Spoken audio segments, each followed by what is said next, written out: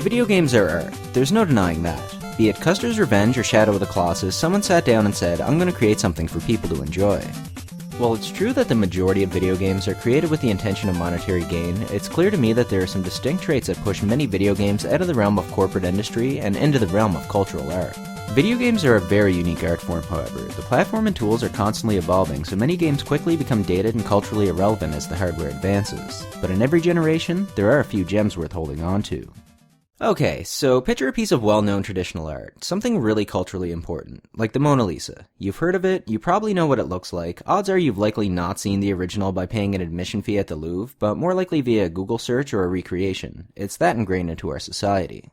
So on a smaller level, while most people might not own a Nintendo Entertainment System, it stands to reason that society should still have access to enjoy classics like Star Tropics or Blaster Master. This is where emulation comes in. With literally hundreds of video game devices, many of which are extremely rare, users have resorted to hardware emulation to preserve the memories of classic games of old, both for themselves and for future generations. One real-world example of the benefits of emulation in my life would be access to games not released in specific regions, like Bahamut Lagoon. It's this awesome hybrid strategy JRPG from Square in the 90s, which was never released in North America. It's like a mix of Final Fantasy VI and Final Fantasy Tactics, where you raise AI-controlled dragons. It's an amazing game, and I never would have had an opportunity to discover this gem if it wasn't for the widespread use of emulators and ROMs. So that's obviously a good thing, right? Well, this is where it gets tricky. Emulation gets a bad rap because it's often associated with piracy, and in some cases this may be somewhat justified where official options are available. However, with many outdated platforms and games that are simply not available on the market for whatever reason, emulation has become a final resting place for many great pieces of art. And in the future, games of the current generation will need a bastion in a similar way. With copyright protection lasting between 95 and 120 years after publication, and how quickly technology advances, it creates a confusing gray area, where the intention of copyright law is not applied correctly.